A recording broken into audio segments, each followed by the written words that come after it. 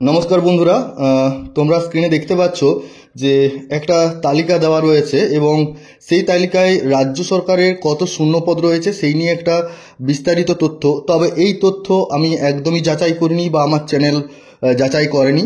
তথ্যসূত্র দেওয়া রয়েছে যদিও। যদি এইটার বিষয়ে কারো কিছু জানা থাকে অবশ্যই কমেন্ট বক্সে কমেন্ট করে জানাও।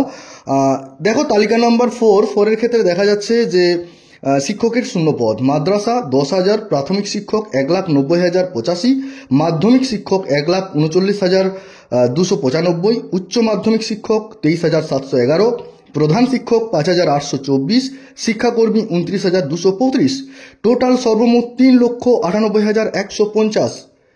তো ভ্যাকেন্সি কোনো অংশে কম নয়। যারা স্কুল সার্ভিস কমিশনের জন্য রেডি হয়ে রয়েছে, যারা প্রিপারেশন নিচ্ছ, তাদের জন্য এই সংখ্যাটা কিন্তু কম নয়।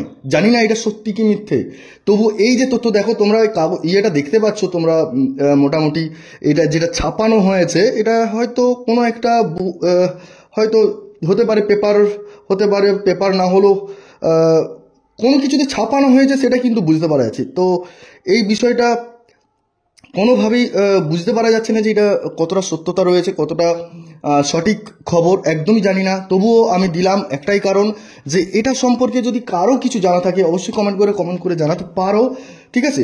তো আমিও দেখছি এই বিষয়টা কি সত্যি নয়। যদি কোনো জায়গা থেকে কোনোভাবে কিছু কোনোভাবে যদি খবর পাওয়া যায় তাহলে অবশ্যই ভিডিওর মাধ্যমে জানাবো। তো যাই হোক, এই খবরটা যেহেতু আমার হাতে এলো, মনে হলো যে তোমাদের সাথে একটু শেয়ার করে দিই, তাই শেয়ার করলাম। হ্যাঁ, তো ঠিক আছে, আরও অন্যান্য বন্ধুদেরকেও শেয়ার করে জানিয়ে দাও যে বিষয়টা সত্যি কি মিথ্যে। কারো যদি জানা থাকে তাহলে অবশ্যই কমেন্ট করে জানিও। পর্যন্তই সকলে ভালো থেকো, সুস্থ থেকো, এই বলে আজকের ভিডিও এখানে শেষ করছি। ধন্যবাদ।